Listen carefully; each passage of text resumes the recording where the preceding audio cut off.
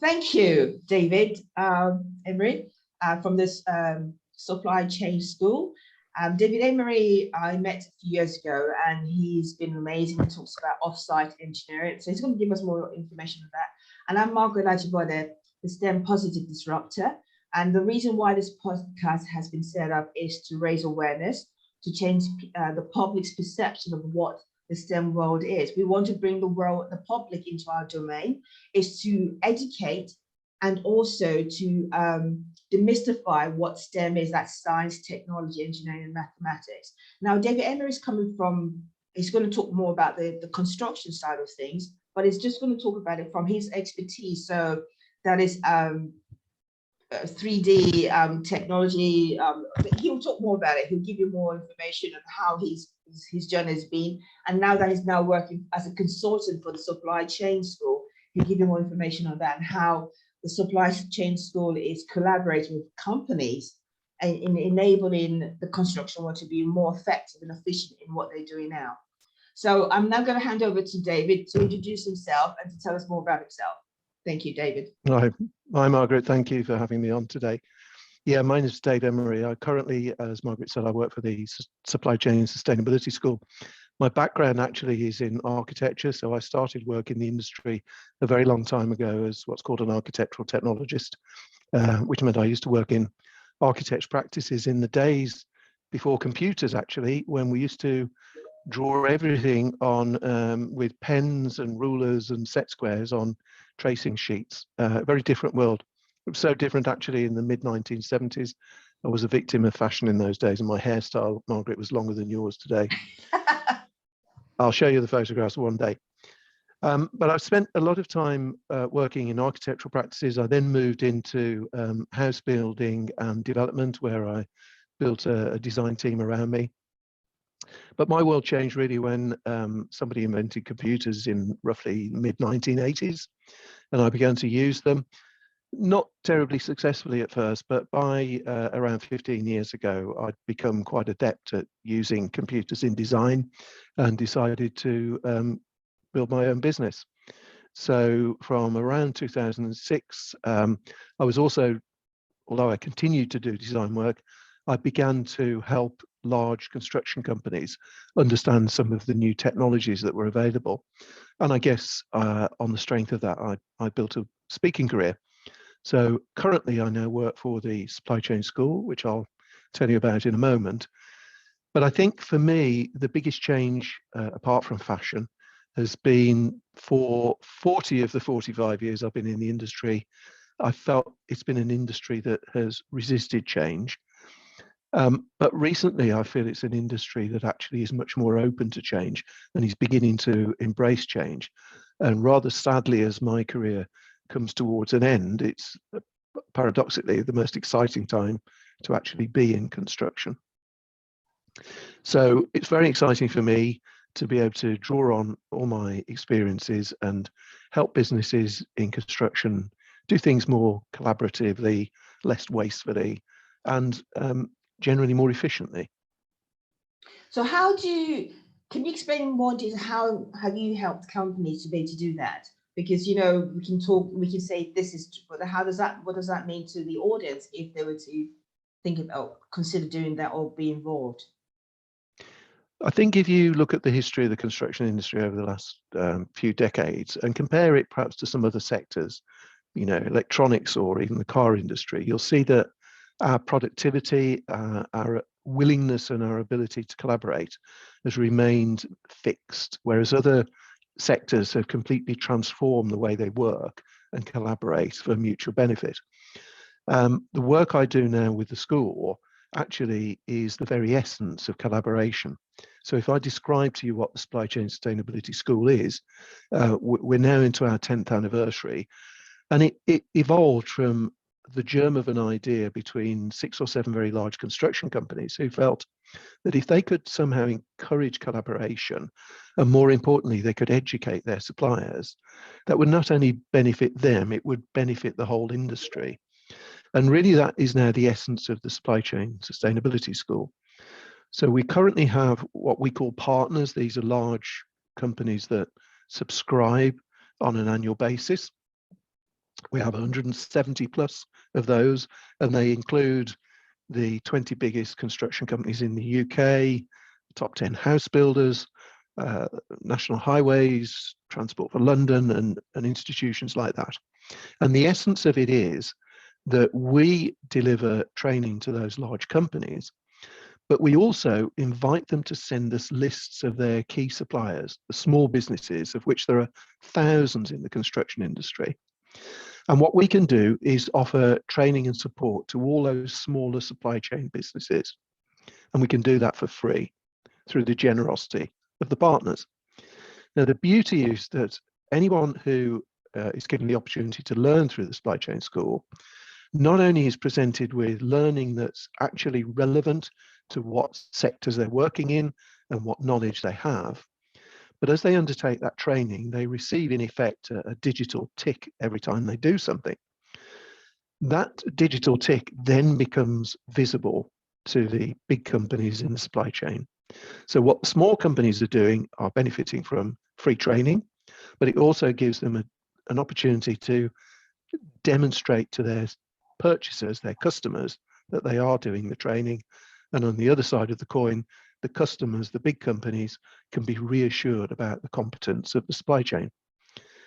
Now, in order to do this, it needs our big supply chain, our big partner customers, to tell us what are the big issues in the industry, what do we need to teach people.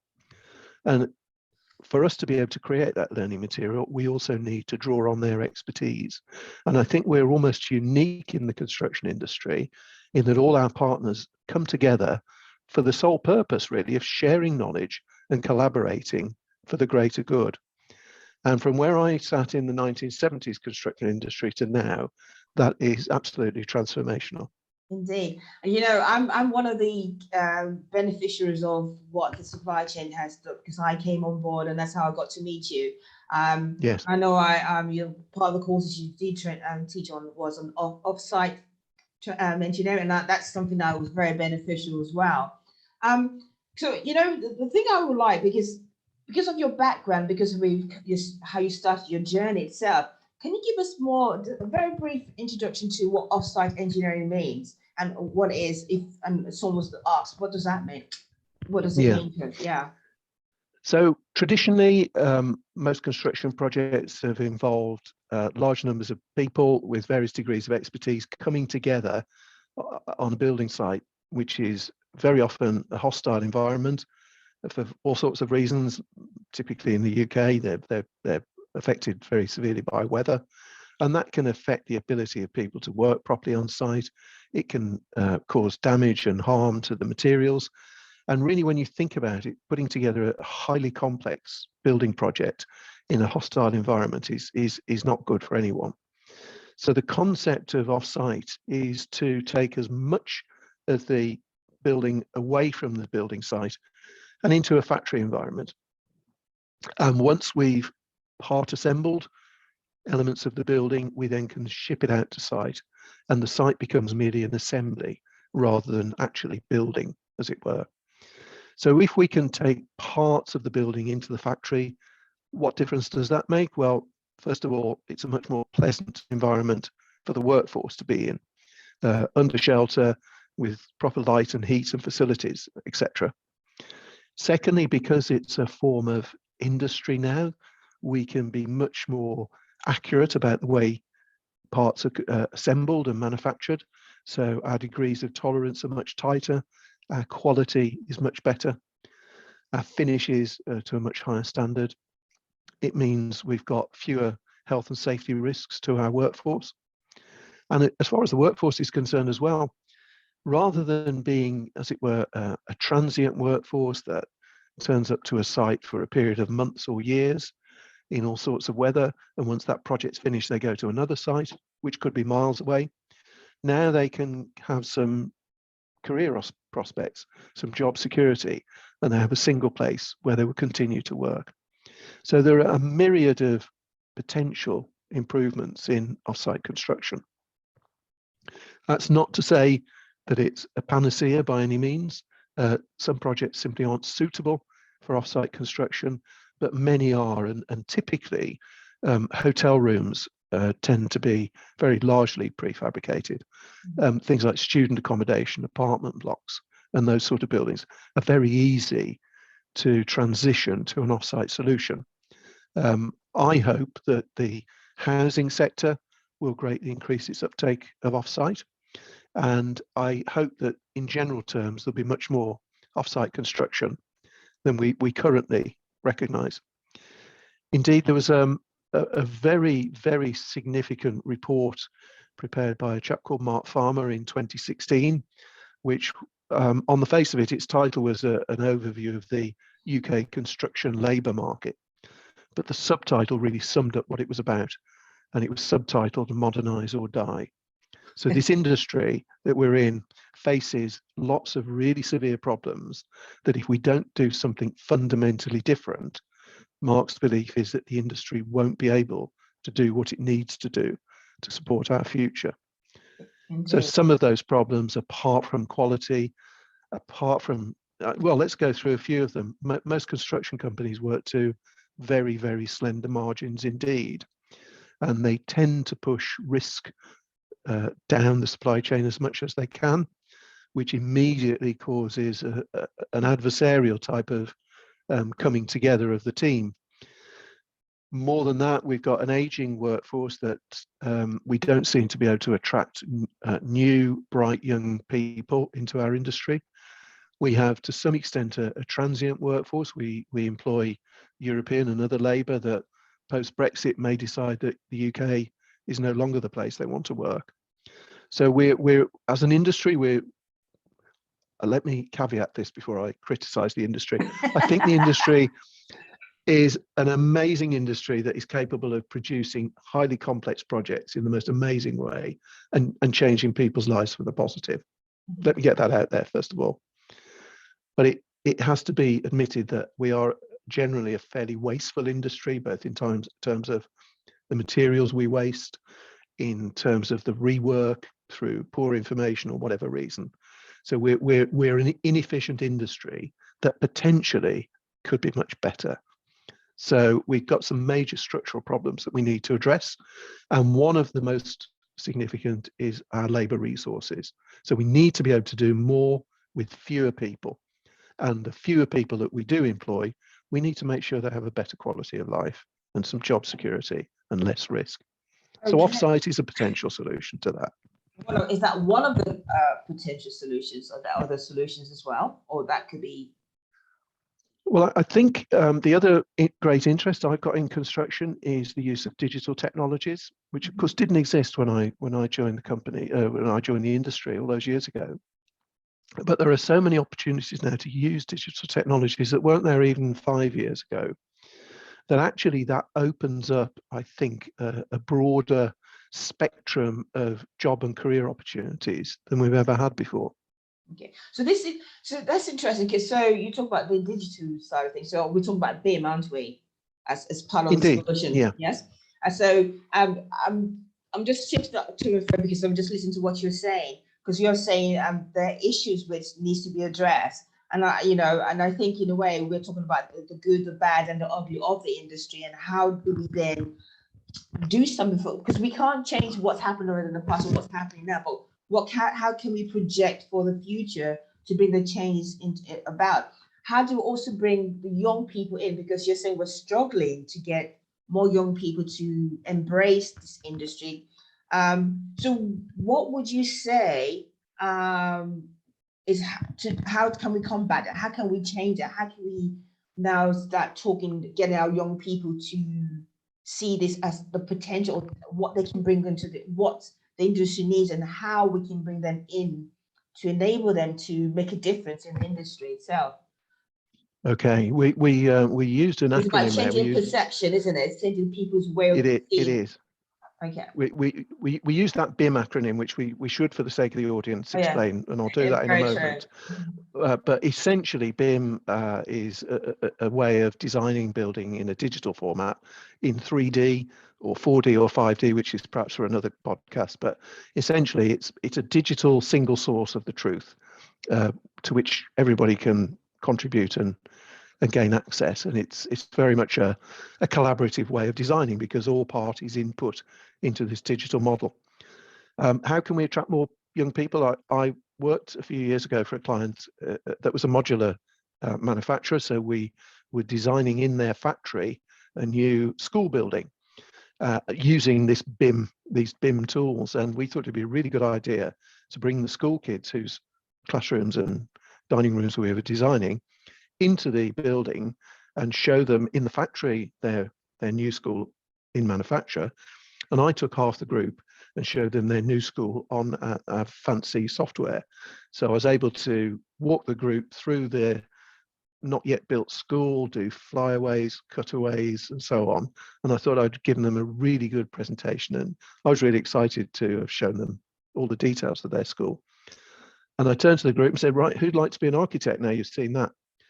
And one hand went up, and it was the headmistresses. None of the kids were the slightest bit interested. None of the students. So I mean, we are joking, but I think we really do have an image problem in construction, and unless we do bring in really bright, enthusiastic young people, that's only going to compound the industry problems. My personal perception is what I'm seeing more of in the last 10 years, and certainly the last 5 years, is more women in construction, which I think has changed some of the dynamics and some of the attitudes for the good, I would say. And I think that's been really interesting. And I think as the industry becomes more diverse, that actually will start to open up people's minds to the potential of coming into the industry. Because let's face it, it's got a certain stigma about the type of people who work in it, and some of their attitudes. And I sincerely believe those are now breaking down, and we are becoming a much more collaborative, welcoming, intelligent, dare I say it, industry to work in. Gosh, I might regret using those words, but when go on, sorry. I was going to say, when you think about what potentially as a young person you could be involved in, the type of projects that we need. I mean, for every year I've worked in the industry, the reports have said we've got this huge shortfall in housing, and we desperately need more new homes. We've got huge infrastructure projects going on. The future of construction is unending, really, and I think for a young person to come in and see that big picture and the number of opportunities that there are out there would be something to at least explore before you make a final career choice. Very true, but how do we then do that? How do we engage our young people? Because you're saying, yes, there is a problem, but I need a solution. Sorry, I'm looking at what would you recommend? Because great, more women, more females have now joined the industry, which is great. That means it's a bit more diverse than it was before. But what is stopping our young people even considering that industry? So what can we do to change that? Because I think in a way it's easy for us to say there is a problem, but from your perspective, how would we change that? What would be a key? What are the things that you think should help us? Because it's great to talk about the potential in the industry, or the potential that is there for the industry and how it's evolving, the changes that are happening. But if we don't have the rights, if we don't have the people to come into it, we're going to go through that same process of complaining about the same thing again and again and again. So from your perspective, what would you think be the best thing? Well, I think somebody recommended I watch a TV show the other day, which I did only a couple of nights ago, which was all around bricklayers, and the key characters in this documentary were young, attractive females who become bricklayers. But of course, the whole point of bringing them in was they are such a rarity in that world that they were worth making a documentary about.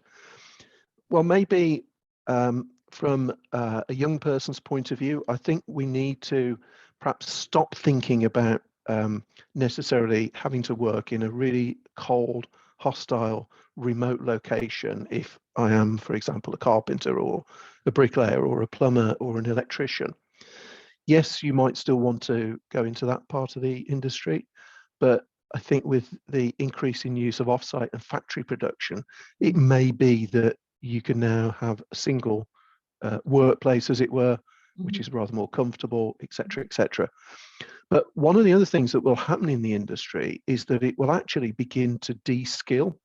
So we are very reliant, and we miss really skilled carpenters and joiners. We will miss the really talented bricklayers. But actually, much of offsite construction is around de-skilling things.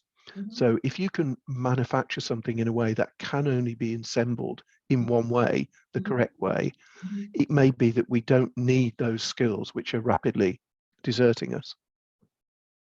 The other thing I think construction will offer is now through digital, maybe the opportunity to work remotely and to work at more convenient times.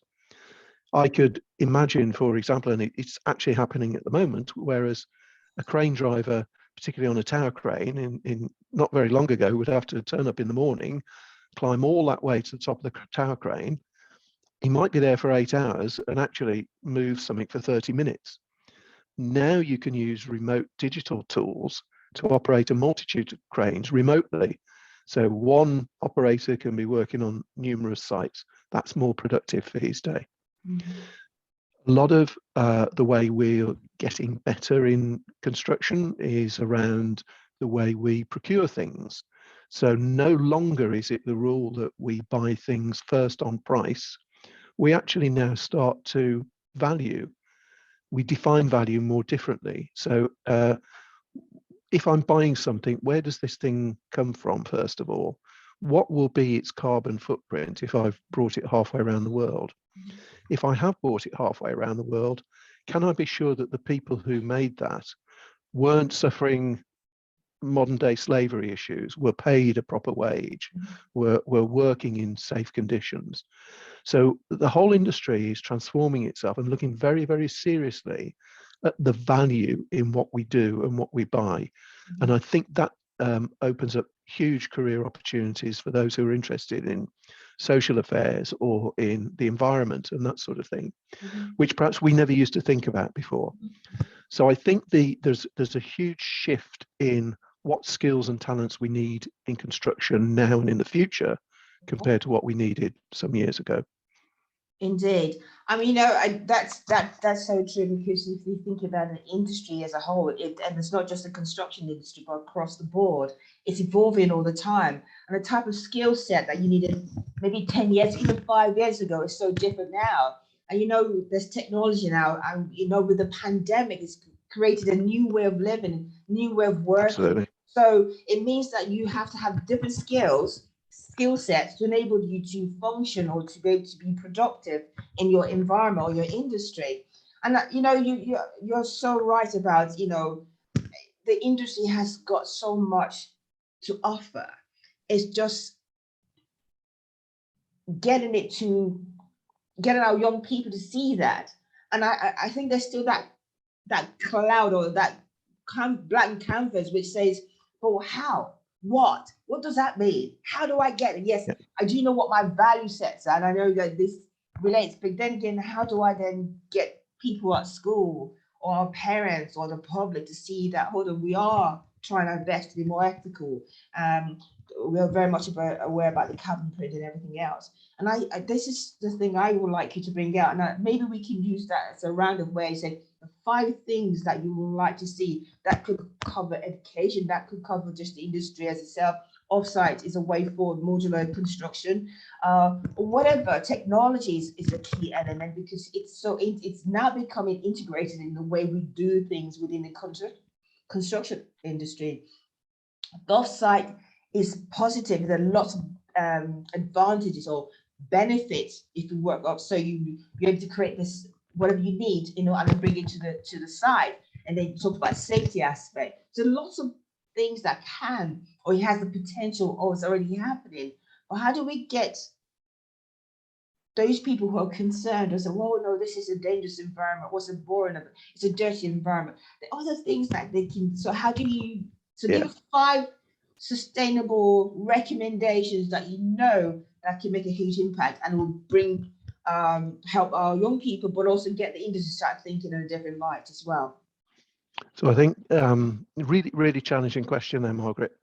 I think if I could change, the first thing I'd want to change in the industry is for people to accept that for construction companies to make a profit is not a bad thing. This industry, as I see it, most of the problems stem from the fact that customers just want the lowest price. And if a project starts with almost zero profit margin, it's doomed to failure. It's a race to the bottom. Everything has got to be done as cheaply and as quickly with as little risk as possible. And is it any wonder that our industry is really not very good at delivering high quality, defect-free products, with all the caveats that go around that? I'm talking in general. Yeah. So I think the first thing is that we need to value our industry more than we do. And we shouldn't look at mere price. We should look at the whole social value picture. And my sense is that social value is becoming more and more important in procurement and construction, and that's something I really, really value. Second thing is, I think we need our government to recognise that. I was quite alarmed to see that a minister had proposed that actually we should stop now considering social value. We should go back to tendering on price and getting, in inverted commas, best value. Well, there's a big difference, in my opinion, between best value and lowest price. So I'm slightly alarmed at the government stance on that, but I understand the pressures they're under to create great sound bites. I don't want to become too political. Any other changes I'd recommend in the industry? I'm really pleased. I think I've actually already started, and I'd just like to see more of. So I'm really keen to see more females in the industry. I can't tell you how different the industry is today compared to how it was in my youth. I'll tell you a very, very quick story. My wife and I both worked in the same construction company. I think it was late 80s, early 90s. And in those days, as a young man, I was invited to join the pension scheme because I was male and over 25. Can you believe that simply by being female, she was forbidden from having contributions into the pension scheme? Wow. That's the world we were in 30, 40 years ago. So to see females in senior positions in construction companies, I think brings around a different dynamic, which I welcome. I also would urge companies to continue to collaborate. As I say, it's so exciting for me to be part of the supply chain school, where collaboration and communication and trust is actually, we are the epicenter, I believe, of that mindset, and it's so exciting to be part of it. And I believe that if we at the school can continue to showcase success through collaboration and innovation, then that in itself will help transform the industry. I'd like to see the continuation of digital technologies. I know from personal experience that it's generally people about my age and at my stage in their career who tend to resist innovation. I don't personally, but I know lots of do. And I feel some senior members in construction industry feel threatened by the inherent digital skills of their younger staff. And I think that mindset needs to change, and we need to draw on those skills and knowledge that young people who were born in the digital age inevitably will bring into the business. I don't know how many I've had, but I think one of mine, one of my general rules in life is there's an 80-20 rule. You've probably heard of the 80-20 rule. Yeah. You can apply it to most things. So when I had my own business, 80% of revenue came from 20% of customers, but 80% of difficult conversations were with 20% of customers, and so on. So I took the view partway through running my business that actually, why do I deal with negative people? I only deal with positive people. Effectively, I sacked some clients. and I think if we can in construction try and give off some air of positivity, which is really difficult at the moment because we're so adversarial in the way we do things that it's really difficult to give off any positivity through construction. And I think if we could just make that change and articulate what an incredible industry it is and what incredible job opportunities there are, that will go some way to it. And quite frankly, I think if we tried to do that 5 years ago, it wouldn't have stood up. But I do think now, with the changes I've seen in the industry, we are becoming more authentic if we try and make that case that actually this is a really exciting world to be part of. Indeed. And you know, I think that what you're saying, that the change is now, and I think it's because it's more inclusive, there's much more of a diverse workforce in the industry, which means that there are different people with different ideas, different way of looking at things, now impacting, and they're at senior levels as well. So you talk about more females now joining the industry, and then at senior levels, and they're now making changes, which is impacting well, and they can see the need for the positive change. It's not negative. And I think in a way, I mean, just being in the supply chain school, and what you guys have done and achieved with companies, the collaboration with companies, but also smaller companies like ourselves, that's benefited from what you're doing, shows that you are impacting the industry in such a positive way, and it's changing that. So David Emery, I'm so grateful that you're part of Mia's conversation, and you've come on board and you helped us, because I'm as a STEM positive disruptor, which means we want to bring, we're not saying the industry doesn't work, but we want to bring change, because nothing stays still forever. We need to evolve, we need to bring improvement. And for us to see change and the positive change rather than complaining about it, we've got to start thinking in a different way. We think out of the box. That's what I think we need to do, is being innovative. And I think sometimes, even although you said it's an age thing about people change, people don't, in general, do not like change. But I hopefully, as there are more people coming in from diverse people from across the globe, we can start seeing those positive changes, and hopefully increase the profit margin, because I think that's quite a key element. We can't, as you said, we can't keep working in a place where it's not beneficial on both sides. It has to work. There has to be a win-win along the way. So hopefully this will be. So I'm so grateful to you, David. You really enlightened me, and this is such an interesting conversation. And I do hope that the people who listen to this will hear what you're saying about the construction industry. So thank you again so much. I really appreciate it of you just joining and just talking to us. So my name is Margaret Ajibode, the STEM Positive Disruptor, and I say thank you again to David Emery. Thank you so much. Absolute pleasure, Margaret. Thank you.